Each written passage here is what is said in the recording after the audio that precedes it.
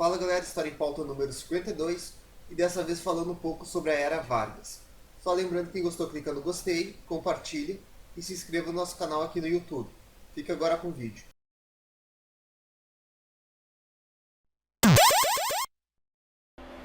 Programa História em Pauta, aqui na Rádio A Voz do Morro 88.3 FM e no blog A Voz do Morro .blogspot.com.br. Chegamos ao programa de edição número 52, Rafael Freitas. Estamos quase na nossa tarefa, na nossa meta de 100 programas. E nesse programa de número 52, vai ser só eu e tu apresentando, né? E vamos falar sobre um tema bem peculiar, que nós já esboçamos certa vez num programa anterior, que é sobre a Era Vargas. E para quem nos acompanha através do blog, do YouTube, não sabe o início do debate que teve antes do programa sobre a Restinga. A gente estava debatendo sobre se foi golpe ou se foi revolução. Ah, é verdade. A gente poderia fazer um programa, já que nós estamos no mês de outubro, né? A gente poderia até pensar num programa só sobre Revolução de 30. Porque Revolução de 30 é o pontapé inicial para é uma boa ideia para Era Vargas. Mas nós anunciamos, só avisando, né, antes de começar nosso debate, nossa conversa amigável aqui, que a gente fez uma página de evento no Facebook e esse programa vai ser o nosso mais interativo de todos na nossa história. Esperamos que sim. Esperamos sim. E a gente anunciou nesse próprio evento, página de evento, a gente anunciou e que nosso referencial teórico não vai ser europeu. Nosso foco, nosso referencial teórico vai ser brasileiro. Vai ser o Leôncio Basbal. E eu vou explicar agora por quê. Que é um historiador que tem até um artigo sobre ele no nosso blog do grupo de estudos. Sincero Panfletário, a atualidade de Leôncio Basbal. Um historiador pouco conhecido, mas que vale a pena todos os historiadores que estão ingressando agora no meio acadêmico, ou que já estão no meio acadêmico, irem atrás, porque ele é um cara que os professores de história das faculdades pouco mencionam. É um cara muito importante para o nosso pensar histórico. Ele traduz ideias até de Weber de uma maneira muito elucidativa e criativa, como nesse trecho aqui do livro de Leôncio Basbal, O Processo Evolutivo da História. Então por que ele vai ser nosso referencial teórico? É devido a esse parágrafo aqui. Precisamente por isso devemos distinguir duas espécies de fatos históricos: os transcendentes e os anedóticos. Estes, os anedóticos, são fatos que começam e acabam em si mesmo, não tendo consequência nem implicação com a direção ou o sentido do devenir histórico. Se João Sem Terra lá esteve, onde quer que seja, almoçou, conversou e foi embora para adiante, esse fato histórico é puramente anedótico. Ao contrário, se nesse lugar houvesse assinado algum decreto, ou traçado o plano de alguma batalha, ou qualquer outra medida no gênero, já o fato histórico se tornaria transcendente, interessando por isso mesmo ao historiador sério. Os fatos transcendentes são fatos que trazem em si uma parcela do futuro, são prenhes do futuro, são partes integrantes do devenir histórico. Então a gente considera que a Era Vargas foi transcendente, está viva até hoje e está sendo combatida hoje.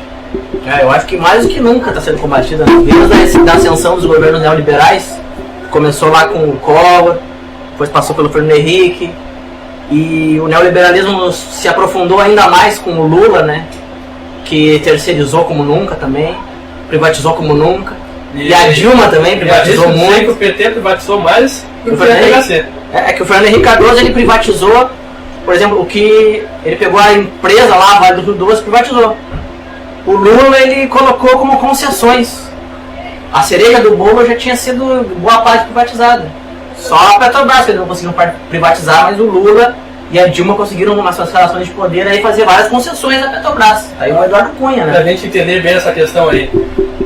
Privatizar, chamar uma privatização de concessão é como chamar Leôncio Basbal de o autor do processo evolutivo da história. É a mesma coisa. Eu pergunto outra palavra, a mesma coisa. Exatamente, é isso que a gente tem que tomar cuidado. Então, todo o processo de neoliberalismo que se estendeu no final dos anos 90 e está cada vez mais forte aqui no Brasil, agora do governo Temer, é um desmonte daquilo que sobrou do Estado varguista, que é a característica da Era Vargas. Porque todo o Estado brasileiro ele foi construído a partir da política do Getúlio E nada do Estado brasileiro existiria se não tivesse sido lá a política getulista, a partir dos anos 30 até 45 e depois dos anos 51 até 54. Principalmente a questão trabalhista. Porque a partir de Boris Fausto, que é uma fonte fidedigna, porque ele é comprometido com o tucanismo. Exatamente.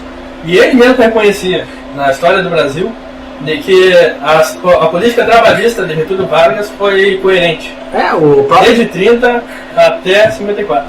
Foi a coerência, foi a unidade da diversidade da era Vargas, foram as leis trabalhistas. E é justamente isso que está sendo combatido hoje. Exatamente. E aí a gente entende um pouco da história dessa esquerda neoliberal, que surgiu com o petismo, né? O petismo pode ser dito como uma esquerda neoliberal. Assim como nós temos uma esquerda da época da era Vargas, uma esquerda aristocrática. É verdade. Mas o que foram ações progressistas e pessoas ligadas à classe latifundiária. No debate da presidência de 89, o Lula já defendia o final da CLT, a livre negociação entre empregados e patrões, coisa que hoje em dia está sendo muito discutido com o nome de reforma trabalhista, né? Reforma antitrabalhista, na verdade. Mas o Lula já defendia isso em 89, e isso mostra que a história escreve certo por linhas tortas, né? Se naquela época o Lula era considerado um grande avanço no programa, no campo social, no campo popular, hoje a gente vê que tudo aquilo que o PT pregava ou queria que fosse implementado com um desmonte, com parte do desmonte da era Vargas, está comprometido com o neoliberalismo. Então... Sem esquecer de que quem colocou o Temer no governo foi o PT. Exatamente. Mas só lembrando as pessoas que conversaram conosco aí, a gente fez uma divulgação massiva ontem do programa História em Pauta de hoje. A gente conversou com o professor Raul, ele disse que esse tema era muito pertinente, principalmente em questão da CLT, que está sendo combatida hoje. Exatamente. E nós temos nós vamos falar também em que circunstância foi promulgada ou otorgada a CLT. Uma pessoa que desde ontem está ativa, vai começar a participar do nosso GACB, é a Jéssica, lá do Pará. Ela mandou um comentário muito interessante. Fala sobre a atualidade da era Vargas. Entre aspas. Não interessa se você é de esquerda, de direita, de centro, ou se imagina de lugar nenhum. Ninguém com bom senso pode achar que uma medida que congela gastos em educação e saúde por 20 anos pode ser algo bom. Por que tanto tempo? Quem ganha com isso? Que tipo de aposta está sendo feita? A tal crise vai durar tudo isso? Ou trata-se de bem outra coisa? No caso ela está falando sobre a PEC 241, né? Mas o que isso tem relacionado com a era Vargas, meu feito? A quem interessa 20 anos de engessamento nos planos de investimento em educação e saúde de um determinado país? Trata-se de enxugamento de gastos? Já viram quanto o governo liberou nos últimos 6 meses para a revista Caras? Sem falar em outros meios de comunicação atrelados a certas empresas. Mais um detalhe, a PEC 241, que cobra cortes nos investimentos em saúde, educação e assistência social ao povo brasileiro, não coloca limites para o gasto com os juros da dívida pública, que deve aumentar nas próximas décadas, claro. Então aí que está a atualidade, porque o governo de Vargas chegou a mexer nessa questão da dívida pública ou não? Olha, no meu conhecimento ele tentou mexer, só que daí ele foi boicotado, né? Ele fez... Aí que tá, o governo Vargas ele tinha um projeto, a era Vargas ela pode ser caracterizada por um projeto de nação. O que o Getúlio, o Jango, depois o próprio Brizola, queria para o Brasil? Eles queriam um Brasil industrializado. Eles queriam que o Brasil não fosse a parte que só fornecia matéria-prima para a divisão internacional do trabalho.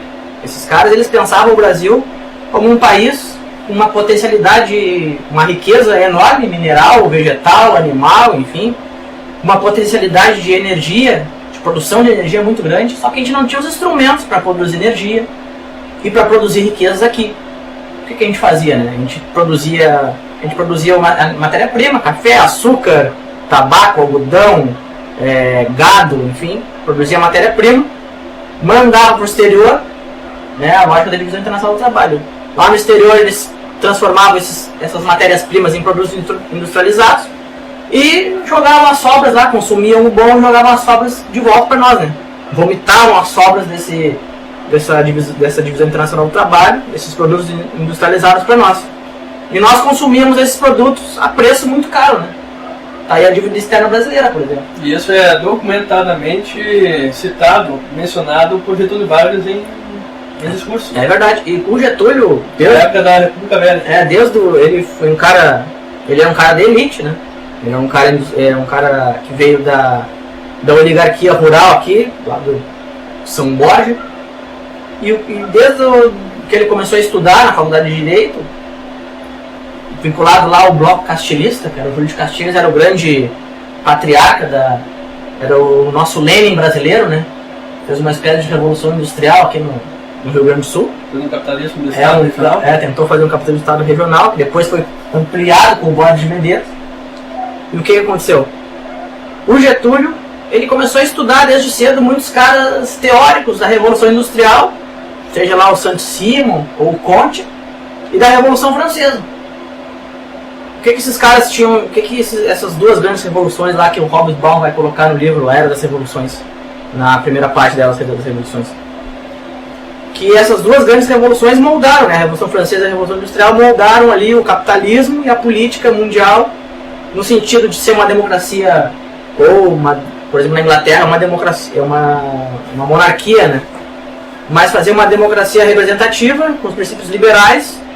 E na economia, uma economia industrializada também baseada nesses princípios liberais. O que o Getúlio pensou?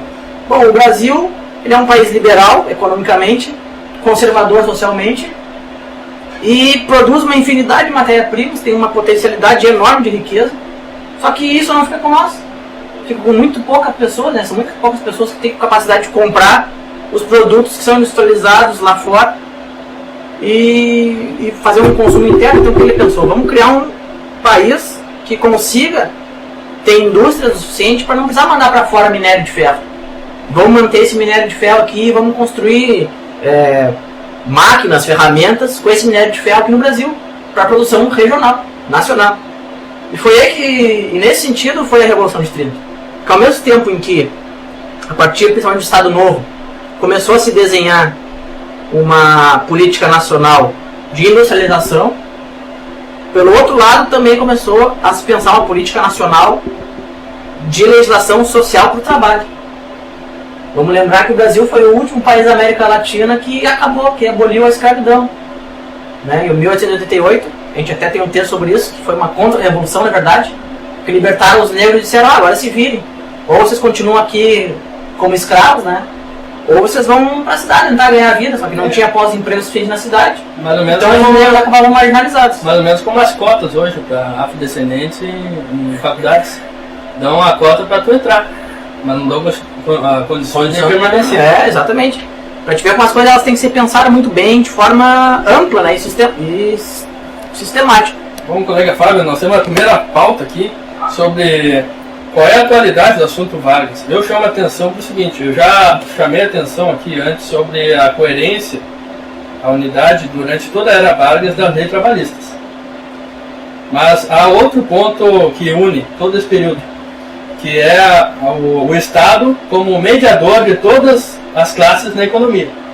Então se diz que o Getúlio Vargas tutelava os trabalhadores. Isso é correto, mas é incompleto. Porque ele tutelava também as oligarquias e tutelava também os industriais. Ele fez várias instituições de Estado para mediar a relação da economia com essas classes. E isso valeu para todas as classes. E dessa forma, ele aumentou os gastos públicos e aumentou o Estado, numa época em crise internacional do capitalismo. É verdade. E olha a diferença da forma como o governo de hoje enfrenta a crise, de um modo a aprofundar essa crise, ou como antes fazia, enfrentava uma crise que era chamada marolinha, investindo no consumo. E olha a diferença, de como que a era Vargas fez para enfrentar essa crise. É verdade. Então aí está a humanidade. Para te ver como a atualidade da era Vargas ela é tão presente, né? Porque hoje em dia a gente discute que a saída para o neoliberalismo é o nacionalismo. Coisa que o Getúlio fez lá nos anos 30, 40, que foi fortalecer uma indústria nacional, até mesmo criar uma indústria nacional através do poder do Estado, onde ela não existia. Tá aí a Vale do Rio Doce, que foi privatizada no governo do Henrique Cardoso. Criar uma política nacional para manter riqueza no país e distribuir riqueza no país. Não simplesmente estimular o consumo. Foi mais ou menos o que o Dutra fez quando os militares depuseram o Getúlio, né, lá em 45. Aí o Getúlio apoiou um candidato que ele achava que estava ao lado dele, que era o general Dutra, só que o general Dutra foi eleito com o apoio do Getúlio, e depois de eleito se bandiou pro lado da UDN, dos entreguistas, né, dos liberais. Sendo que ele participou do Estado Novo, né? Também, foi um dos caras que participou do Estado Novo. E qual foi a política o Brasil foi o único país do mundo que saiu da Segunda Guerra Mundial como credor. Imagina só, o Brasil era credor dos Estados Unidos, né? Se o Brasil tivesse investido esse dinheiro no FMI, nós estaríamos na posição dos Estados Unidos hoje, cobrando deles dinheiro, né? Ou ações, ou pautando a política econômica dos Estados Unidos. Só que o Brasil não fez isso. O Brasil ele preferiu pegar todo esse montante, eu não me lembro, tem nos livros aqui, era Vargas, qual é o montante, mas era um valor astronômico para a época, né? Pegar todo esse dinheiro que ele conseguiu, seja pelo empréstimo das bases militares do Brasil, na Segunda Guerra Mundial, seja por mandar soldados, ou por mandar matéria-prima, né? O Brasil conseguiu ganhar muito dinheiro mandando matéria-prima para os Estados Unidos, onde lá eles industrializavam e mandavam para o campo de batalha como esforço de guerra, né? Então o Brasil foi o único país do mundo que saiu da Segunda Guerra Mundial como cobrador, não como devedor. Digo, um dos poucos, a Colômbia também. Então o Brasil acho que foi em maior escala, né? A Colômbia, se comparado com o Brasil, é pequenininha. Sim, as dificuldades muito maiores, né? Então, o Dutra, quando ele chegou no poder, o que ele fez? Ele pegou esse dinheiro e começou a importar toda a sucata dos Estados Unidos. Os carros dos Estados Unidos que eles não usavam mais, que eles estavam fabricando outros, os Estados Unidos botaram para vender. Vamos escoar essa mercadoria, quem é que vai comprar? O Brasil compra. Aí o Dutra olhava lá, os carros de última moda, quando os Estados Unidos já eram carros ultrapassados, né, dos anos 30, 40, e o Brasil importando esses carros nos anos 50.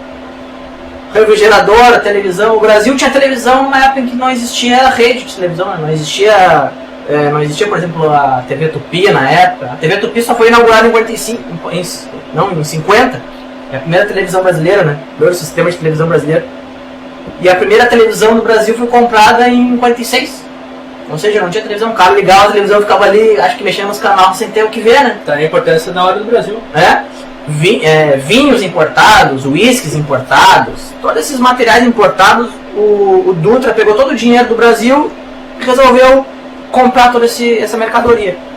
Ou seja, toda a política, tudo que o Getúlio pensava de investir numa política nacional de industrialização, sem deixar de lado os trabalhadores urbanos, né? E mais tarde os trabalhadores rurais, que ele vai tocar nessa questão no segundo governo dele, de 51 a 54. Toda essa questão foi esquecida pelo Dutra. Ele foi mais um integrista, pegou todas as reservas que o Brasil tinha e resolveu comprar mercadorias em vez de investir numa política nacional. Aí ele fez mais ou menos o que o governo PT fez, investiu no consumo. Só que na época quem podia consumir esses produtos no Brasil, né? Eram poucos. Aqui no Brasil eles fizeram uma coisa um pouco mais consciente, né?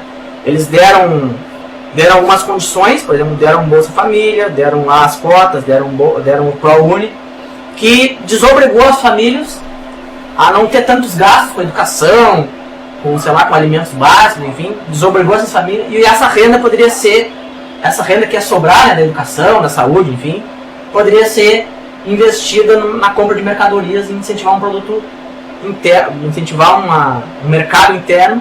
Só que essa política se esgotou muito fácil, porque não tinha, ao mesmo tempo que o mercado interno se esgotou muito, muito rapidamente, essas políticas se esgotaram, e a crise que no começo tu tinha como contornar e dizer que era uma marolinha, depois se tornou uma crise gigantesca, até hoje aí, né? Não foi acompanhada de políticas de industrialização no Brasil, né? Aí os empresários brasileiros são sempre reféns e por muitas vezes se sujeitam a ser lacaios do capital internacional, vão sempre lá pedir dinheiro para a FMI, vão sempre lá pedir dinheiro para as think tanks estadunidenses. E aí tem essas bizarrices da política brasileira, como por exemplo um João Dória, que se elegeu lá em São Paulo como no primeiro turno, né, como uma salvação, enfim, sendo que lá em São Paulo os governos do PSDB já têm um histórico muito forte. Mas aí surgem esses caras que são lacaios do capital internacional, que não tem nenhum projeto de nação, não tem nenhum projeto de industrialização e de melhoria para a classe trabalhadora, e vem muitas vezes até os pobres como vagabundos, como os caras que não querem trabalhar.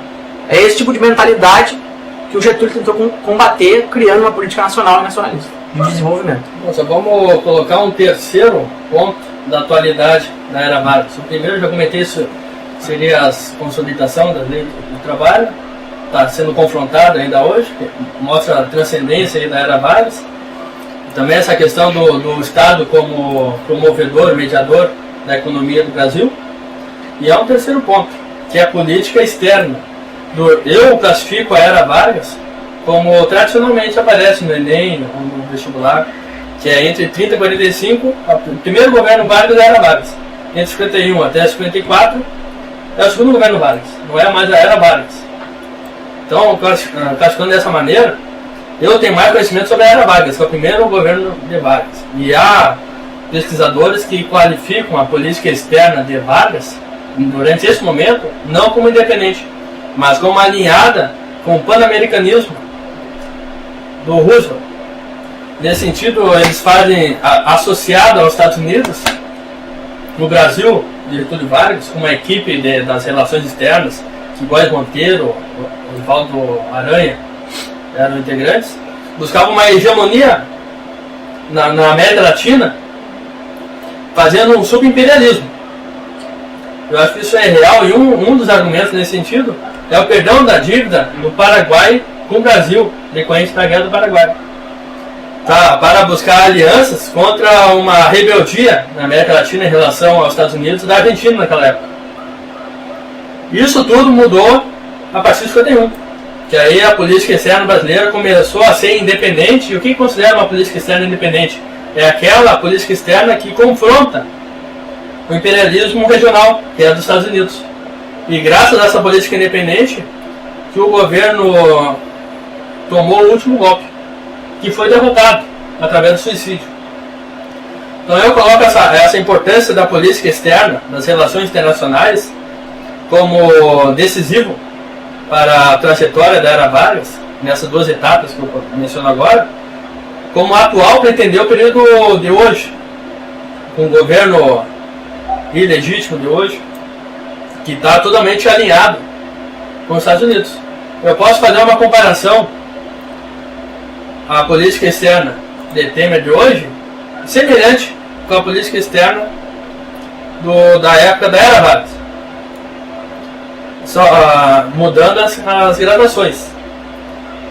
E também, de modo de convenção, e também relacionar a política externa do governo Lula com a política externa do período do segundo governo de Getúlio Vargas. O que tu acha dessa transação? Tu acha que a questão da política externa é uma atualidade?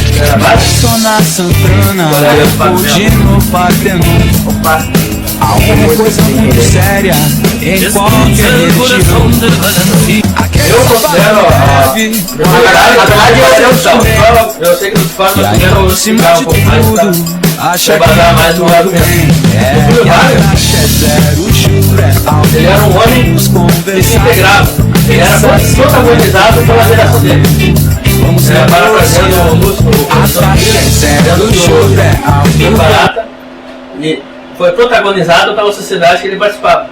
Então Getúlio Vargas, existiu Getúlio Vargas durante a República Velha, integrada à República Velha, encenando tarefas, existia o Getúlio Vargas da era Vargas, que era associado ao imperialismo, existia o Getúlio Vargas pós-Segunda Guerra Mundial. Aí sim ele era nacionalista com uma política externa independente. Na verdade eu discordo quanto a essa questão do subimperialismo, né? Porque na verdade não tinha subimperialismo na época do Getúlio. Ele queria na verdade criar um bloco diferente de hoje em dia, que o Brasil ele tem ações. O subimperialismo brasileiro é uma consequência do neoliberalismo, que foi implantado nos anos 80 e 90, né? O Brasil ele tenta fazer negócio com países aqui do entorno, principalmente com países que não têm uma economia tão forte quanto a do Brasil, Bolívia, Equador, Venezuela, enfim. Tenta fazer negócio com esses países para lucrar. Nessa época aí tinha o Pacto ABC, né? A Argentina, Brasil e Chile E o Getúlio queria fortalecer, na verdade, esse pacto, não uma questão subimperialista, né, do Brasil dominar os outros dois países. Tanto que a Argentina era um país que, do campo de vista social, era muito mais desenvolvido que o Brasil. Mas numa questão de tentar fazer com que esses países tomem uma consciência entre si e façam um enfrentamento juntos à própria dominação dos Estados Unidos. Bom, Fábio, eu queria que tu comentasse sobre as publicações do nosso blog com assuntos relacionados com a Era Vargas. Bom, na verdade, acho que a primeira publicação que eu gostaria de mencionar é um texto que tu fez sobre o Getúlio. Sobre a Era Vargas? Sobre a Era Vargas, discutindo a caracterização histórica e teórica dela. Justamente eu tinha essa ideia básica, que o Getúlio Vargas era totalmente integrado à República Velha. Dentro do contexto do positivismo. E a partir de então, ele adaptou as ideias de Castilhos e outras ideias daquele contexto dele na Era Vargas. Eu arrisco a dizer que a partir dessa pesquisa que eu continuei, de que Getúlio Vargas, o ditador Getúlio Vargas, foi um inventor da democracia representativa no Brasil. É verdade. Porque a democracia começou a partir de 51. O Dutra começou governando através do Estado Novo. E foi mais tutelador e opressor com os trabalhadores sindicalistas do que Getúlio Vargas quando voltou. Então eu acredito que ele foi ditador sim. Mas a ditadura dele serviu para implementar um Estado, criar um Estado nacional, fortalecer o Estado, fortalecer um país. E a partir de então ele voltou e implantou a democracia representativa aqui no Brasil. O Dutra, ele colocou em prática muitas leis que estavam previstas na Constituição do Estado Novo, mas que o Getúlio não colocou em prática. Por exemplo, a intervenção. Nesse livro aqui do José Augusto Ribeiro, não é nesse, acho que é no segundo. Nesse livro aqui do José Augusto Ribeiro, A Era Vargas, que é uma das dicas de leitura que eu deixo aqui. José Augusto Ribeiro, A Era Vargas, são 3 volumes. O primeiro fala de 1930 a 54, né? De 30 a 45. Eu me baseei nesse primeiro volume. O segundo de 50 a 54, o terceiro só sobre 54. E nesse segundo volume aqui, ele diz que o Dutra utilizou muitas leis que estavam previstas na Constituição do Estado Novo, de intervenção aos sindicatos, que o Getúlio não utilizou. Vamos supor, de 900 sindicatos que tinha na época, lembrando que os sindicatos eram por categorias, né? Só podia ter um sindicato por categoria, o que fortalecia a classe trabalhadora. Porque na medida em que tu vai fragmentando, né? Tu vai dividindo o sindicato, tu vai fragmentando a luta. Nesse ponto que eu tenho uma divergência contigo, colega Fábio, mas não é totalmente paradoxal. É que Getúlio Vargas não foi um revolucionário, ele foi um progressista. E nesse sentido do sindicalismo, havia na República Velha uma perseguição aos sindicatos. É verdade. Era quase, na prática era proibido ter sindicato. E além disso, eram muito desorganizados ao ponto de uma categoria ter mais de um sindicato. Então esse controle sobre o sindicato tem esse lado positivo. Claro. Mas então, de 900 sindicatos que tinham na época, o Getúlio ele não tinha intervido em nenhum. E o Dutra ele interveio em acho que uns 800. Ele interveio, né? Seja prorrogando um mandato de sindicalistas para não ter eleições, para um outro grupo não ascender, seja removendo diretorias e outorgando novas diretorias, enfim. Então ele interviu dessa maneira, de uma forma que o próprio Getúlio não interviu nesses sindicatos. E está nesse livro aí do José Augusto Ribeiro, A Era Vargas. E quais são os outros textos que tu fez, que tu pode indicar aos nossos ouvintes e leitores? Bom, nós temos um texto que fala exatamente sobre o que eu comentei no começo, né? O pontapé inicial da Era Vargas, que é a Revolução de 30. Eu coloco ali é um texto só sobre a Revolução de 30, trazendo uma visão da Revolução de 30 que é pouco dita, né? Historiadores até acadêmicos. Eu coloco esse teu texto como tendo uma ideia central, de que foi uma revolução popular, a única no Brasil. Foi a única revolução popular do Brasil. Pois é, muitas pessoas discordam disso, né? Acham que foi uma revolução de elite. Mas se a gente for ver das fotos da época, é impossível ter tanta gente de elite na rua assim pedindo que o Getúlio assuma o poder. Olha, eu discordo. Só pela rua. Eu estou trabalhando isso em textos. Desculpa interromper de novo, colega Fábio, mas eu considero a revolução de verdade 2 acontecimentos na história do Brasil. Primeiro, quilombo de Palmares. E segundo, Antônio Conselheiro foi um revolucionário monarquista. Canudos foi uma revolução. Tá bom. O que eu enxergo como como alguém que tem uma visão revolucionária das coisas, alguém que enxerga além da sua condição de classe. Alguém transcendente, uma visão transcendente. Exatamente. O Getúlio era um latifundiário vinculado à oligarquia. Ele conseguiu romper com a oligarquia. Ele foi ministro do governo Washington Luiz, né, que era o governo anterior à Revolução de 30.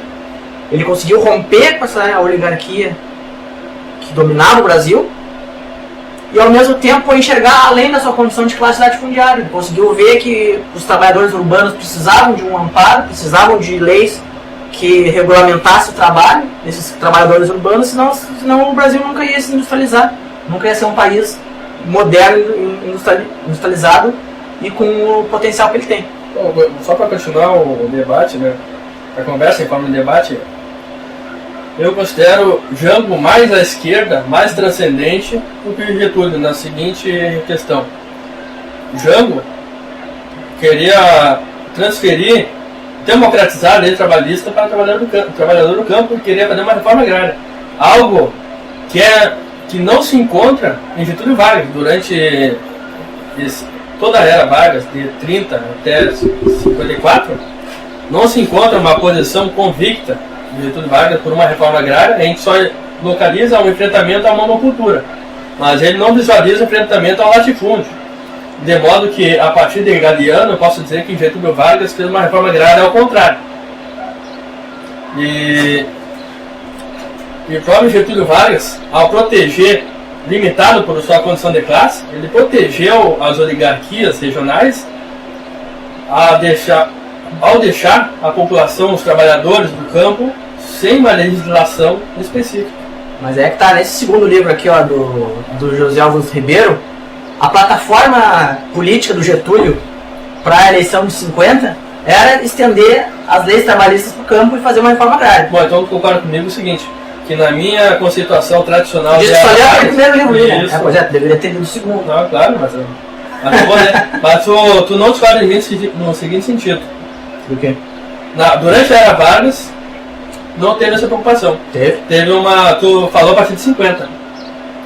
Sim, a era Vargas vai até 54. Sim, mas dentro da visão tradicional da era Vargas, é durante o primeiro governo. Eu entendo até 54. Sim, como tanto que eu me baseio no José Augusto Ribeiro. Sim, mas se a gente for analisar, pensando no Enem, por exemplo, tradicionalmente a era Vargas era de 30 a 45. É que, na verdade, e nesse período, ele protegia as oligarquias. Não, porque no manifesto, tu pegou aquele primeiro livro lá, deve ter lido, que no manifesto da Aliança Liberal, foi a aliança que os gaúchos fizeram com alguns dissidentes de São Paulo, enfim, para contrapor a política do Washington Luiz e do indicado dele à presidência, o Júlio Prestes. Tá lá na Aliança Liberal um programa de reforma agrária também. Porém, tanto que o Getúlio vai retomar isso aqui em 50. Ó. Só uma vírgula. Porém, ele foi derrotado eleitoralmente, talvez em parte devido a isso. E as constituições que Getúlio Vargas fez durante a era Vargas não constava essa questão agrária.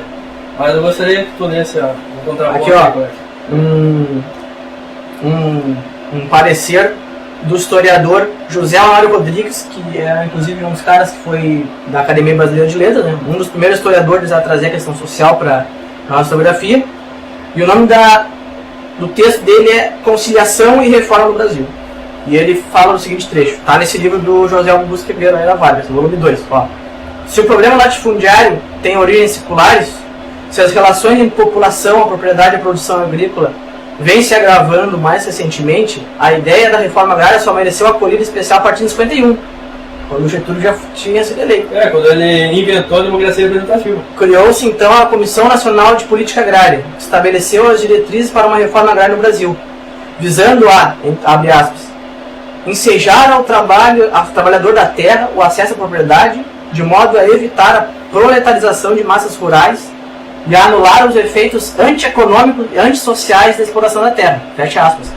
A reforma agrária, cujas diretrizes o presidente Getúlio Vargas aprovou, tinha como objetivo a subdivisão dos latifúndios, a aglutinação dos minifúndios e a valorização do homem e da terra, de modo a assegurar a todos trabalho que possibilite existência digna. Se a resistência à reforma agrária foi sempre muito poderosa, desde aí tornou-se formidável e mais de 200 anteprojetos entre aquela data e 53 não tiveram andamento. Se Isso tivesse mostra- uma reforma agrária, estava presente sim. O Jango, na verdade, o que ele fez? O Jango ele pegou todas as políticas que o Getúlio que tinha proposto e colocou nas reformas de base. Quem sabe, eu proponho uma hipótese. Esse período de 51 a 54 foi o mais nacionalista e progressista da era Vargas, usando a terminologia do nosso programa de hoje. Será que não há aí um dedinho do Jango? Mas claro que há. Quem fez toda... Porque o Jango começa a participar da era Vargas a partir de 51.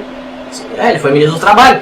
Quem fez todo o estudo econômico e científico, sei lá, histórico, para fazer o aumento do salário mínimo 100%, que nem o Jango propôs, foi o próprio Jango. O Jango foi atrás, foi conversar com o economista, foi conversar com o sindicato, foi conversar com o trabalhador, e o Jango chegou pro Getúlio com um projeto: a gente precisa aumentar 100% o salário mínimo do trabalhador brasileiro, senão não vai dar certo.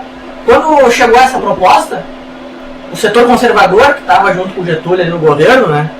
O Getúlio teve que agregar até certo ponto para tentar governar, ter o mínimo de governabilidade possível. Esse setor começou a espernear, e o Jango não demitiu quer dizer, o Getúlio não demitiu o Jango, mas o Jango pediu a exoneração do cargo. O Getúlio foi lá, deu a exoneração por ele, mas alguns meses depois ele foi lá e decretou o aumento do salário mínimo. 100%. É, 100%. Coisa que a gente nunca imaginaria um Lula fazendo, né? Ou uma Dilma. A gente nunca imaginaria esses setores neoliberais aí da esquerda brasileira, ou que se dizem de esquerda. Com muito mais facilidade que a época de Getúlio Vargas. Pois é, com muito mais facilidade. Com uma base aliada que até ontem, né? Antes do impeachment, estava 100% junto com a... Bom, colega Fábio, vamos fazer um intervalo, ouvir uma canção bem americanista, depois a gente retorna aí. Não, em homenagem à dívida externa, eu coloquei aqui sem querer a música Dívida do Ultraman, em homenagem à dívida do Brasil.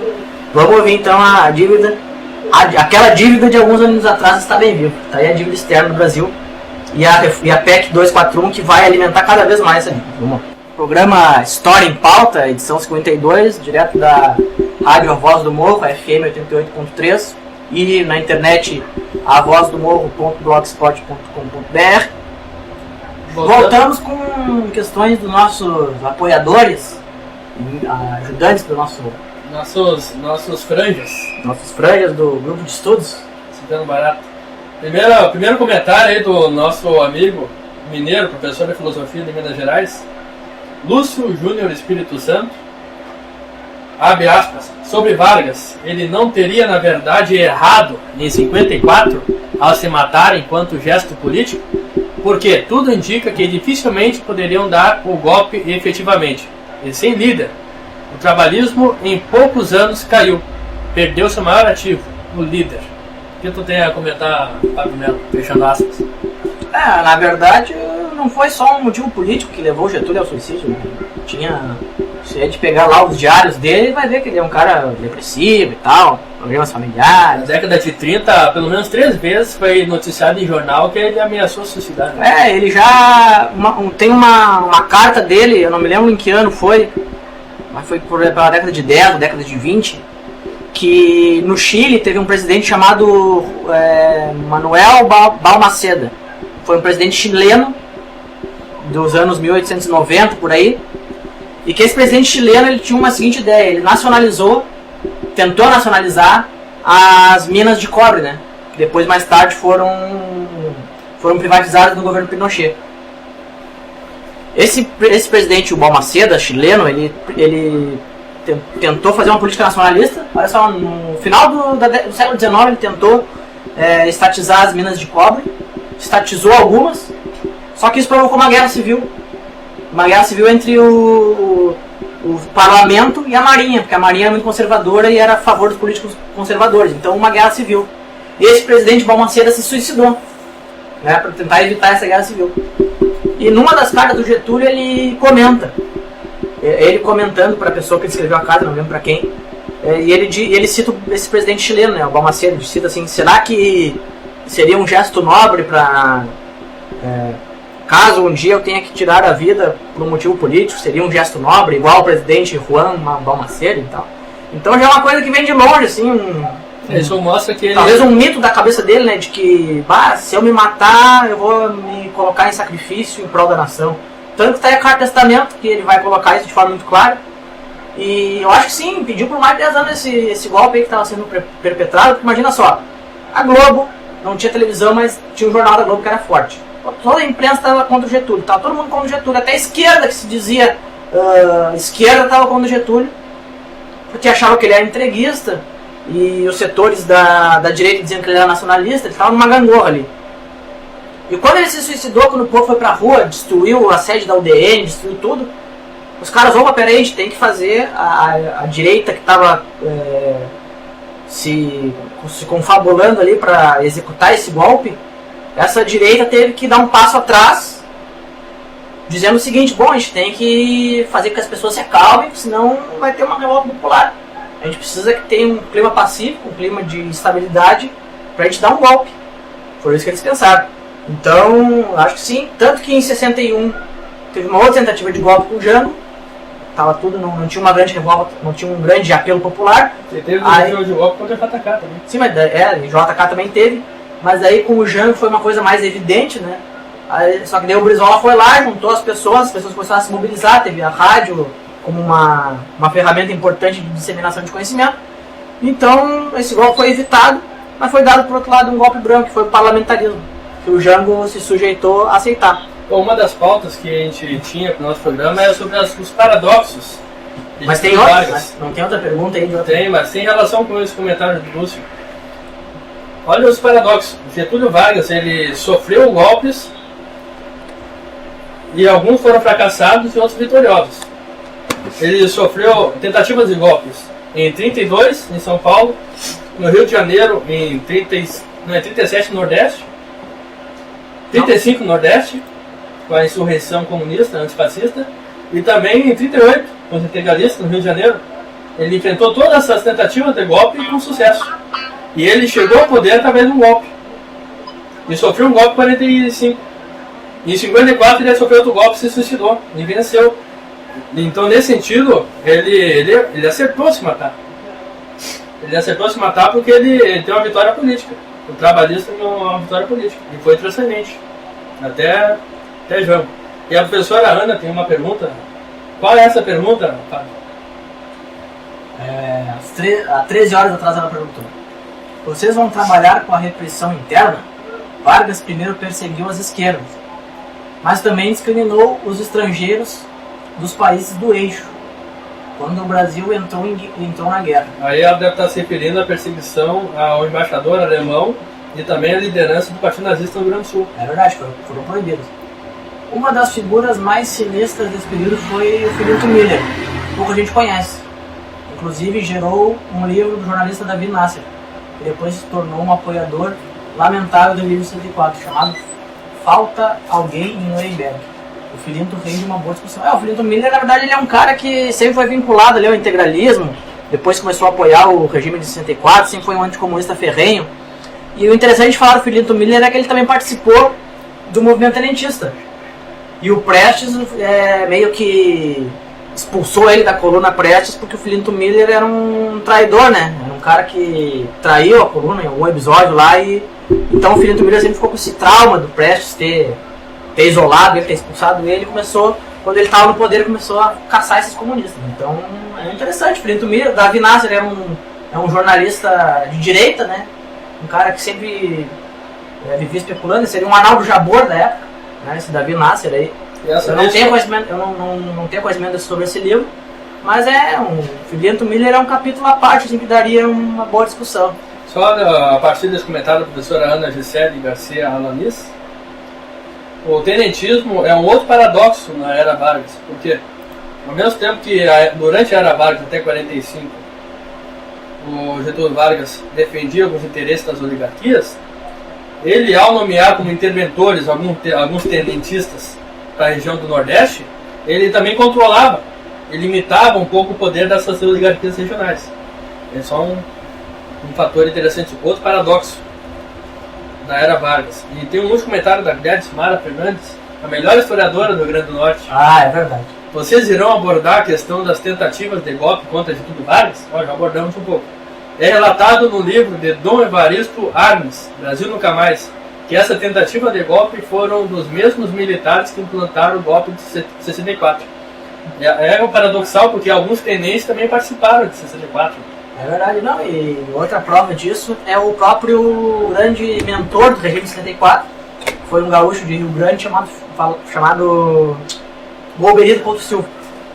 Que o Golbery ele assinou lá um manifesto dos generais, uma coisa assim, em 54, já contra o Getúlio, articulou com os generais, com toda a ala conservadora do exército do golpe contra o Getúlio em 54, participou efetivamente dessas articulações, só que daí o golpe foi como é que é? Ele foi abortado pelo suicídio do Getúlio. Aí em 64, em 61 ele se rearticulou de novo, tentou dar um outro golpe no Jango, não conseguiu. Veio a emenda parlamentarista, depois veio o plebiscito que retornou os poderes de presidente do Jango. Aí em 64 ele voltou a articular e se tornou o grande mentor do regime de 64. Uma coisa interessante de se falar do Golbery, que foi o cara que passou por todas essas articulações de golpe e também teve um papel decisivo no golpe de 64, é que o Golbery ele fazia parte de uma ala mais moderada do exército, né? Embora ele seja um golpista, enfim, ele não era daquela linha dura. Tanto que a linha dura, quando o Golbery sempre foi o cara ali da Casa Civil, da SNI, no governo do Castelo Branco. Aí quando a linha dura lá do Costa e Silva, depois do Médici assumiu, o Golbery foi isolado do processo, depois ele voltou no Geisel. Também foi um dos caras que articulou a abertura, porque como o cara era inteligente, né, mesmo sendo um cara de direita, conservador e golpista. Então tá aí, eu acho que essa pergunta da Gladys é muito interessante. Nós estamos aqui com a presença ilustre do colega e camarada Rodrigo Rodrigues. Foi o nosso convidado no último História em Pauta. O que tu acha da Era Vargas, Rodrigo? Eu não tenho assim, muito o que pensar da Era Vargas, assim, para além do que foi dito hoje no programa, que eu acho que já abordaram questões pertinentes, mas assim, uma impressão pessoal assim, do que ficou assim, do legado. Que ele tem dois momentos, né, cara? Aquele do grande líder estadista populista e o outro como aquele momento também do caudilho, né, do ditador. Mas nos dois momentos se trata de dominação, né? Assim, seja pelo fascínio ou seja pela força mesmo. E acho que essa herança o Brasil tem até hoje, que até hoje a gente fica nessa esperança de que se surja, sei lá, um grande líder carismático, alguém capaz de tirar, sabe, aquela eterna espera do salvador da pátria. Sabe? Acho que isso vem muito na figura do Getúlio. Tanto que muitos historiadores até relatam o populismo como uma espécie de neocaudilismo. A questão da dominação carismática, enfim, aqueles tipos de dominação. Acho que até o Juremir, nesse livro que ele Vargas, em algum momento acho que ele cita algo parecido, assim.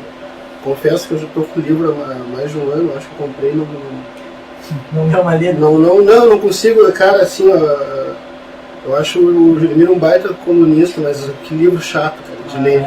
Ele tem uns livros muito chatos mesmo. Eu não consigo passar de 10 páginas, assim, tento, não avança muito, embora o assunto interesse, assim, eu bloqueio lendo o livro. Tu vê como faz falta o pessoal da Clínica Velha. Usa metáforas como João Sem Terra para dar exemplo sobre teoria de história. O pessoal que era mais didático, né? Agora o pessoal é mais ocultista nas palavras. Mas isso que o colega Rodrigo disse tem tudo a ver com a questão do Enem que eu separei. Antes de tu falar sobre o Enem, eu queria fazer uma crítica aos caras que escrevem essas perguntas do Enem, né? São todos historiadores da UPERJ, USP, são todos historiadores com essa máscara de cavalo, que só faz o cavalo olhar pra frente. São todos historiadores com essa visão acadêmica, academicista, que ficam trancados numa academia, só vem o Brasil teve isso, foi assim, populismo, não sei o que. E essa visão é disseminada pelos alunos que são obrigados a decorar essas questões para acertar a resposta e passar nos vestibulares. Então vai aí uma crítica americanista a esses caras que fazem as questões do Enem e dos vestibulares, enfim, que é sempre as mesmas leituras, sempre os mesmos focos, não trazem nenhuma visão para além dessa história recontada diversas vezes com esse mesmo viés, e que deveria ser interessante trazer outras questões, outros viés, né? Outros historiadores, outras vertentes historiográficas para a elaboração dessas questões, mas não, são sempre as mesmas, é sempre esse trabalho pobre teoricamente e quase irrelevante socialmente. Mas mesmo assim, os alunos são obrigados a decorar para fazer essas questões, para passar no vestibular. Infelizmente é uma triste realidade do vestibular mesmo. Mas pode tocar aí. Bom, a questão número 62, 99. A partir de 1942, estendendo-se até o final do Estado Novo, o ministro do Trabalho, Indústria e Comércio, Getúlio Vargas, falou aos ouvintes da Rádio Nacional semanalmente por 10 minutos no programa Hora do Brasil. O objetivo declarado do governo era esclarecer os trabalhadores acerca das inovações da legislação de proteção ao trabalho. Isso é uma citação da invenção do trabalhismo do autor A.C. Gomes. Ângela de Castro Gomes é um autor. Muito obrigado pela correção. Os programas da Hora do Brasil contribuíram para... Qual é a tua resposta? Qual a importância... Contribuíram para informar o trabalhador, já que o rádio era o único meio popular de informação, né? Sendo que muitas pessoas não sabiam ler, então às vezes comprar um jornal não significava que tu era letrado. Então o rádio ele serviu, nós temos até inclusive um artigo de um companheiro de Viamão, que é o Matheus, que ele escreveu, ele faz jornalismo na PUC, eu acho que é na PUC ele faz jornalismo, e escreveu um artigo sobre o rádio, sobre o papel do rádio na Segunda Guerra Mundial, está no nosso blog aí do Grupo de Estudos, e foi muitas pessoas falam que foi uma maneira de doutrinar, enfim, mas o rádio serviu como uma informação, como um meio. Hoje em dia a gente tem um computador, tem celular, o rádio serviu como um meio de informação. E pode ver, as respostas são as mais variadas, ó. Ali, ó, conscientizar os trabalhadores de direitos sociais foram conquistados em seu esforço. Após anos de lutas sindicais, a resposta certa, mas a resposta que eles querem que tu responda é a D. Consolidar a imagem de Vargas como um governo protetor das massas, que é uma grande mentira. Olha, eu colocaria acertadamente essa resposta que tu considera mentirosa. A primeira estaria errada no seguinte sentido. Conscientizar os trabalhadores de que os direitos sociais foram conquistados por seu esforço após anos de lutas sindicais. Claro. É errado porque Por quê? O programa busca mostrar como o governo de Vargas concedeu as leis trabalhistas aos trabalhadores, Mas se tu tentando esconder as lutas dos trabalhadores anteriores. Se tu pegar os discursos que tem na Hora do Brasil lá, tem na internet, facilmente tu vai ver que em nenhum momento o cara que tá falando lá, seja o Getúlio, seja o ministro dele lá, o Marcondes Filho, acho que é Marcondes Filho, não o ministro, em nenhum momento ele desqualifica a luta social dos trabalhadores.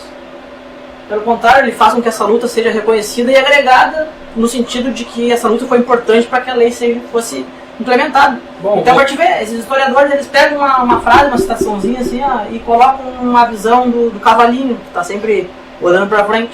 Olha, eu fecho com essa visão estreita dos historiadores, concordo com elas. É um grande erro, né, se deixar com essa visão estreita. No sentido seguinte, que através da Hora do Brasil, o governo mostrava a sua versão da história do momento. Mas, claro, mostrava a versão do governo. Todo mundo está mostrando todo mundo que conta uma história mostra a sua versão da história. A alternativa B, promover a autonomia dos grupos sociais por meio de uma linguagem simples e de fácil entendimento. Como é que era a linguagem? A linguagem era simples? Claro, é a linguagem da época, né, que todo mundo entendia. Era mais, como eu falei, imagina só, num país de 40% de analfabeto, o cara como jornal às vezes não sabe o que está lendo. Hoje em dia nós temos um analfabetismo funcional. Naquela época o cara escutar, era muito mais fácil o cara escutar e saber o que estava acontecendo do que ler, né? Então também tá certo. Pra te ver, a única resposta errada é a que eles consideram certa, que é a D. Bom, mas antes de chegar na D, vamos ler a C. Estimular os movimentos grevistas que reivindicavam o aprofundamento dos direitos trabalhistas. A greve era proibida durante o Estado Novo. Foi legalizado a partir de 51. Isso aí também não tá... Em 42 eles não poderiam estimular uma coisa que era legal para a época, né? Então assim a gente concorda que está errado. A greve era proibida. Mas em contraposição a isso, o sindicalismo passou a ser existente e protegido pelo Estado. Impossível. A questão de consolidar a imagem de Vargas como um governante protetor das massas. Essa aí é a opção correta para o Enem de 99, com a qual colega Fábio discorda, eu concordo, porque esse é um elemento que a gente pode colocar como unidade com o fascismo. Também havia uma propaganda enaltecendo a liderança do governo, que era Mussolini, algo semelhante que acontecia no Estado Novo, principalmente através da Hora do Brasil. E o Roosevelt também fazia isso, falava todo final de semana na rádio. O Churchill também fazia isso e nem por isso eles são considerados fascistas. Né? Um contraponto. E a última alternativa, que está errada, aumentar os grupos de discussão política dos trabalhadores estimulados pelas palavras do ministro. Na verdade, os grupos de discussão política eram fechados. Né? Tinha uma repressão, como a professora Ana comentava, havia uma perseguição interna, principalmente aos comunistas. Então a resposta certa seria de consolidar a imagem de Vargas como um governante protetor das massas. Mas a história é uma ciência única.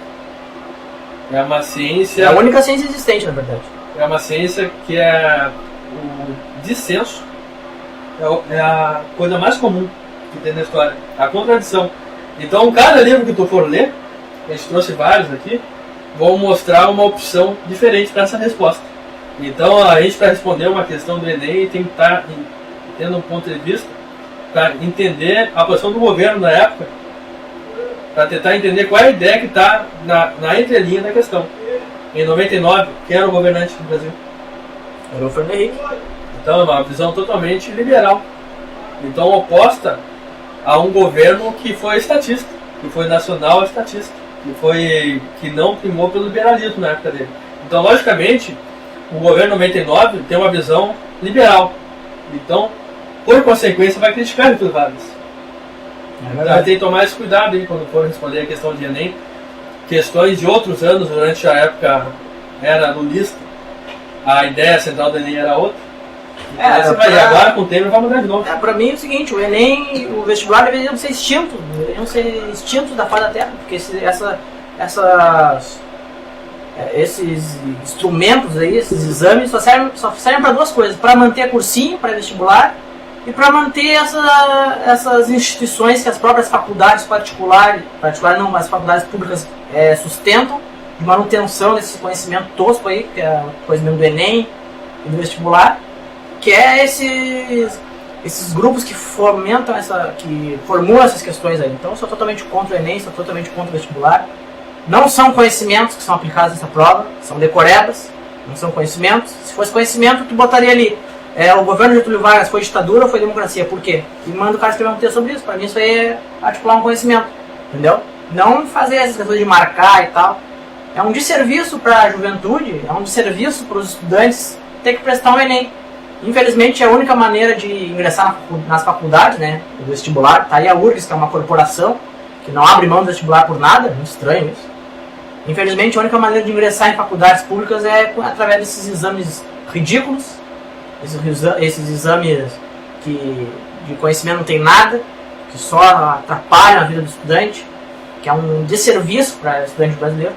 E eu nunca vi as entidades responsáveis pela política estudantil, né? UNE, UBS, UGES, qualquer uma dessas entidades, ANEL, nunca vi elas criticarem esses instrumentos baixos, vis, e que fazem um desserviço aos estudantes brasileiros, que são esses vestibulares, esses Enems da vida. Deveriam ser proibidos, deveriam ser extintos, mas até agora não são.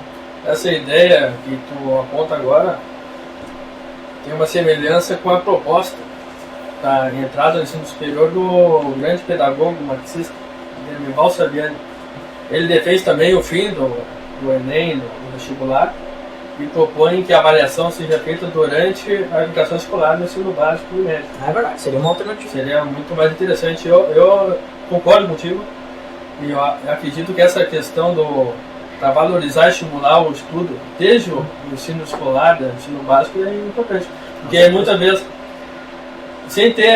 tendo o vestibular, a pessoa se foca para passar naquela prova. Mas não tem estímulo para estudar durante toda a trajetória escolar. Mas nesse sentido desmotiva a educação. Mas eu quero chamar a atenção sobre os paradoxos de Vargas, ainda, que eu acho que é a questão mais importante. Por quê? Logicamente que ele foi contraditório, e isso não é um demérito, isso é um dado da realidade. Porque a geração dele, que protagonizou a Era Vargas, era como o Rômulo Almeida. Rômulo Almeida era uma pessoa ligada ao PCB, aos integralistas, chegou a participar do tentativa de golpe em 32, uma aliança dos tenentes com a oligarquia do café. Foi uma pessoa que foi presa durante o Estado Novo, mais de uma vez, e chegou a participar, não estou vendo, mas ele chegou a participar da assessoria econômica de Getúlio Vargas a partir do momento democrático dele, a partir de 51. Então esse Rômulo aí era uma pessoa que se considerava praxista. Ele se qualificava dessa maneira. Era praxista, era uma pessoa que fazia. Assim como Rômulo tem essas contradições e contribuiu de uma maneira muito decisiva, foi um dos funcionários públicos mais decisivos da equipe de governo de Vargas, que sempre foi uma equipe getulista. Nunca foi uma pessoa sozinha que fez tudo. Teve uma equipe nas relações exteriores, teve uma equipe na assessoria econômica, que o Rômulo foi uma pessoa importante, também o Guinaldo Rangel. E essas pessoas politizadas durante a República Velha, como Leôncio Basbal, como o Everardo, como o Guinaldo Rangel, como o Rômulo, como o Getúlio Vargas, eram pessoas que antes faziam e deixavam para as gerações seguintes interpretarem o que faziam. E é incrível a coincidência que o próprio Getúlio Vargas escreveu no seu diário, com as palavras dele, que ele não gostava de dar explicações sobre o que ele fazia, os outros que interpretassem o que ele fazia. Então, nessa mesma geração, por isso que aconteceu o movimento nacional do tenentismo, que eram pessoas contraditórias que teorizavam menos e faziam mais. Eles fizeram uma luta armada sem precisar de teoria revolucionária. Um movimento liberal, né? Como a gente comentou no História em Pauta sobre o tenentismo. Sim, mas mesmo assim eles fizeram uma ação de esquerda progressista, marchando. Eles foram os bandeirantes de esquerda no estado do Brasil. Então foi uma geração contraditória, porque se preocupava primeiro em fazer e depois em teorizar. E o contexto social da época da agitação política era contraditório. Então não tinha como Getúlio Vargas não ser contraditório. Eu aponto, salvo essas questões de conciliação de classe, que é comum ao trabalhismo e é comum ao fascismo, está na Carta do Laboro, a questão da conciliação de classe. Essa unidade, teve duas unidades durante a Era Vargas, democrática e autoritária. Foi o direitos trabalhistas, foi um progresso, e também essa ideia de conciliação de classe. O máximo que ele conseguia, que era, de acordo com o historiador, que eu não lembro o nome, era uma equidistância paradigmática, pragmática. O que tu acha dessas contradições? Concorda comigo? Toda realidade tem suas contradições, né? Mas, Fred, eu gostaria, se tu já terminou a tua explicação, eu gostaria de falar sobre os livros de indicação. Mas, fica à vontade. Então, eu tenho aqui, eu não trouxe os outros livros, mas eu fico registrado sonoramente. O livro A Era Vargas, do José Augusto Ribeiro. Quantas páginas tem todos? Eu não sei, deve ter umas 900 páginas, que são 3 livros, né? Será que ele foi o nosso Leôncio Basbal moderno? É um jornalista que foi na fonte primária ali e trouxe vários dados interessantes sobre esse período da história brasileira, tanto que o nome do livro é o mesmo nome que a gente deu para o nosso programa de hoje, que é A Era Vargas. O primeiro volume é de 82 a 50, o segundo é de 50 a 54 e o último volume só sobre 54. Então nós colocamos a ideia central do nosso programa de hoje com 2 referenciais teóricos. Primeiro, José Augusto Ribeiro na cronologia, no período da Era Vargas estendido, não tradicional, e também Leôncio Basbal como tratando a Era Vargas como algo transcendente. É verdade. Outro livro que eu gostaria de indicar é Brasil, de Getúlio a Castelo, do historiador e sociólogo estadunidense Thomas Skidmore, que foi acusado de ser um enviado da CIA, enfim. Ele se enquadra naqueles estudiosos chamados brasilianistas, que vieram nos anos 60 e 70 para o Brasil para estudar as realidades brasileiras, para estudar um pouco a história, enfim, a própria sociedade do Brasil. E ele fez esse livro, Brasil, de Getúlio a Castelo, O livro ele conta até um pouco antes da ascensão do Getúlio ao poder, conta lá um pouco sobre a República Velha, enfim, e vai até o governo Castelo Branco. Depois tem o Getúlio, tem o livro de Castelo a Tancredo, né, que conta todo esse período da ditadura e a transição lenta, gradual e segura para a democracia. E um outro livro que é imprescindível que todos leiam, que fala sobre Getúlio, que fala sobre Jango, que fala sobre Brizola, que fala sobre Juscelino, que fala sobre toda a história brasileira até os anos 90, é o livro O Povo Brasileiro, do Darcy Ribeiro. Esse antropólogo, ele é pouco falado nas academias também. Todos os caras que são vinculados a uma parte mais esquerda do nacionalismo são rechaçados pela academia brasileira. Isso é um grande problema dos nossos intelectuais, né? E muitos estudantes acabam reproduzindo isso e não tem essa dimensão de quão é importante estudar esses caras que fizeram a história no Brasil. Tem até um livro que tu trouxe chamado Os Intérpretes do Brasil, que tem uma foto do Darcy Ribeiro. O Darcy Ribeiro é, sem dúvida nenhuma, um dos intelectuais mais importantes da nossa história. E esse livro, O Povo Brasileiro, não é só a história do Brasil, lá desde o tempo dos índios até os anos 90, com o neoliberalismo, mas também é uma provocação de que Brasil a gente quer para nós e para as futuras gerações. Então são esses 3 livros que eu deixo aqui como sugestão de leitura para nossos web ouvintes. Eu tenho outras 3 sugestões. Já foi citado Intérpretes do Brasil, Clássicos Rebeldes e Renegados, organizado pelo Luiz Bernardo Pericaz e Lincoln Seco, que aborda biografias críticas e bem teorizadas, explicativas de vários intelectuais do Brasil durante a República Velha e durante a Era Vargas. Mostra muito bem como é que foi a opressão à esquerda interna, a perseguição interna, que foi bem mencionado pela professora Ana, aos intelectuais e políticos ligados ao PCB, e muitos deles depois, pensando no Brasil e não em si mesmo, no seu partido, apoiaram esse político que antes o perseguiu. E lembrando a importância de pesquisar as fontes primárias, tem uma sugestão de um livro bem simples aqui, da Deia Ribeiro Fenelon, 50 textos de história do Brasil, que tem fontes primárias aqui sobre o integralismo, sobre o Estado Novo.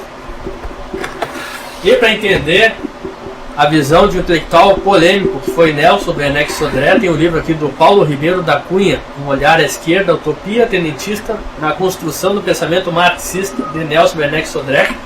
É um texto bastante crítico que até relativiza o suposto marxismo de Sodré, mostrando que ele, inclusive, admitia que era admirador de Durkheim. Então mostra um Sodré que era daquela geração, como eu te comentava antes, que eram aquelas pessoas que mais faziam do que pensavam, do que teorizavam. Nossa teoria é prática. O Sodré, de acordo com esse livro aqui, ele participou do Antimil, que era o braço armado do PCB dentro do Exército Brasileiro, resistindo na ditadura de 64. E ele chegou a participar, a apoiar, ter bons olhares com a tentativa de golpe paulista de 32. Ele, como Rômulo, que é marxista, Sodré, marxista, também via com bons olhos aquele momento, aquela tentativa de golpe em São Paulo, liderada pelos cafeicultores e pelos tenentistas contra o Getúlio Vargas. São essas 3 sugestões que eu tenho aqui.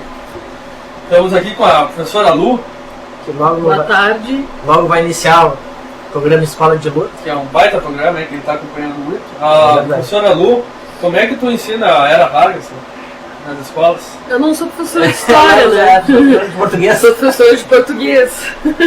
Mas como é que tu vê essa questão do Getúlio Vargas? Olha, eu não estudei muito sobre isso, assim, né? Tenho umas discussões mais de seminário, mais como militante mesmo, assim, né? E a minha posição é em relação à era que foi uma era de muita militância anarquista, política, libertária, né? Os libertários, os militantes anarquistas, eles organizaram praticamente todo o movimento operário na luta pelos direitos básicos que hoje a gente tem na Constituição e estão para ser retirados, né? E foi às custas de muitas mortes e exílio, inclusive, para campos de concentração que foram criados pelo Getúlio, né? Como foi, agora eu não lembro o nome do campo de concentração, estava até falando com o Rodrigo ali dentro, que é uma parte da história que é relegada ao esquecimento, né? Eles enviavam, sim, as pessoas para campos de concentração, de trabalho e de tortura, né? E muitos militantes foram homens, mulheres e mulheres grávidas, enfim, independente, né, do que eram, idosos e tal, foram enviados para esses campos e foram mortos lá. Isso não é nem contabilizado muitas vezes, né, nem falado. Então, é a Clevelândia, né, o nome do campo de concentração da Era Vargas, para onde eram enviados os mais perigosos, né, os militantes que não queriam estar dentro da institucionalidade dos partidos ou do Estado, enfim, né, e se organizavam de outras formas junto ao movimento operário, com sindicatos, com grupos de apoio mútuo, que era muito comum na época, né. Antes dos sindicatos se formularem como uma entidade, assim, que era proibido, né, se fazia grupos de apoio mútuo, né, que era uma coisa muito interessante até da gente pensar para hoje, que os sindicatos estão tão fora da realidade do povo, né. Por exemplo, tinha um caixa comum, né, que os operários ali depositavam um pouquinho do seu salário, se queriam, também não eram obrigados, né. E esse caixa era para sustentar as lutas, as greves. Então quando eles entravam em greve tinha esse caixa, porque o salário realmente era cortado, não existia o direito de greve, né.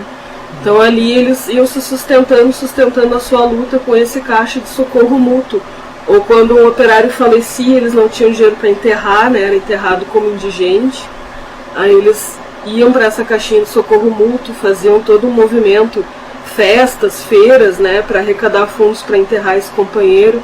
Então esse era um apoio solidário que um dava para o outro e ia fortalecendo a identidade de operário e a identidade de luta, né, de classe mesmo. Até porque só tinha direito a CLT que era sindicalizado, né? Não, mas tem um... e ela veio bem depois também, né? Então, esse período é interessante, tem até tem até um livro daquela historiadora da Sylvia Peterson, foi um grande referencial teórico sobre a nossa história no Força e Luz. E tem um livro que é a União Operária Seja a Nossa Pátria, que ele fala só sobre esse período aí do mutualismo, depois como o mutualismo evoluiu para o sindicalismo, isso, como os anarquistas criaram a Forgues. Bem interessante esse período da República Velha, que é um período um pouco anterior, né, mas se estendeu até durante 30 e tal, até a consolidação das leis do trabalho. Eu acho que tem uma ideia que a população em geral tem do Getúlio, que ele teria dado esses direitos, né, que ele foi um bom presidente, um bom político, porque ele colocou no papel e na lei esses direitos que há muito tempo vinham sendo reivindicados, né? Mas eu pergunto, se não houvesse mobilizações, mortes, torturas e tudo que foi organizado pelos operários para conquistar esses direitos, será que eles existiriam, né? Será que eles seriam lei? Com certeza. Então não. As pessoas atribuem a um homem o que foi o trabalho de milhares, né? Milhares de homens e mulheres que perderam suas vidas, perderam sua juventude, enfim, perderam muita coisa para conquistar. E relegam tudo isso ao esquecimento, né? Como se não tivesse havido nada disso, como se esse pessoal tivesse só perdendo seu tempo, como dizem hoje em dia, né? E que porque o Getúlio, enfim, foi lá e deu, né? Então ele ia dar de qualquer forma. Deixa essa pergunta, será que ele faria isso, né? Pois é, e a questão do Enem ainda reforça essa visão aí, né? Dizendo que... Mas Freitas, chegou o Pablo. Uma pessoa que pode falar com maior propriedade. Pablo, nós estamos fazendo um programa sobre a Era Vargas. Tem algum comentário a fazer sobre esse período? Sim, sobre então. Teria vários, né? Então, uma opinião tua, favorável, contrário ou um pouco de cara? A Era Vargas, cara, é bem complicado, né? Assim, até meio semelhante, assim, guardadas as proporções ao momento que a gente viveu nas últimas 2 décadas aqui no país, porque é um governo que talvez tenha sido o primeiro governo progressista da história do Brasil, que tenha pensado um projeto de nação, um projeto de país, e impôs isso de uma forma, uma tomada revolucionária do poder e depois através de uma ditadura. Então trouxe alguns avanços, mas sem modificar radicalmente a estrutura social da sociedade brasileira, e também tendo que fazer muitas concessões e tomando iniciativas políticas de repressão muito duras. Então é complicado dar uma opinião assim, tão complicado quanto é dar uma opinião sobre o governo do PT, que, como eu disse, guardado as devidas proporções, trouxe avanços. Foi um governo progressista, mas que teve muitas concessões. É claro que o Vargas era representante de uma oligarquia, né? Ao contrário do PT, que pelo menos até a tomada do poder era um representante da classe trabalhadora, né? De movimentos sindicais e movimentos sociais. Mas teve seus prós e seus contras, né? Acredito que, assim como eu acredito que o Vargas teve mais contras, né? Devido à instalação de uma ditadura, Estado Novo, ele trouxe para a época avanços mais significativos que o PT trouxe para a sua época, né? Você comentou no nosso programa aqui que o Lula nunca fez aumento do salário mínimo de 100%. Não. Assim, perto de... Talvez a única coisa que o PT chegou a arranhar a estrutura, assim, e até trazer alguma modificação, foi na questão do acesso ao ensino superior, né? E, claro que não foi, por exemplo, as ações afirmativas não foram uma iniciativa, né, do governo petista, foi o resultado de toda uma articulação de movimentos sociais, um acúmulo já de forças, de lutas, mas foi possível, né, dentro do primeiro governo Lula, e também com a questão do Enem, né, que deu uma quebrada um pouco na desigualdade ao acesso, tirando o monopólio das universidades, os processos seletivos, enfim. Então eu acho que por esse ponto talvez tenha sido.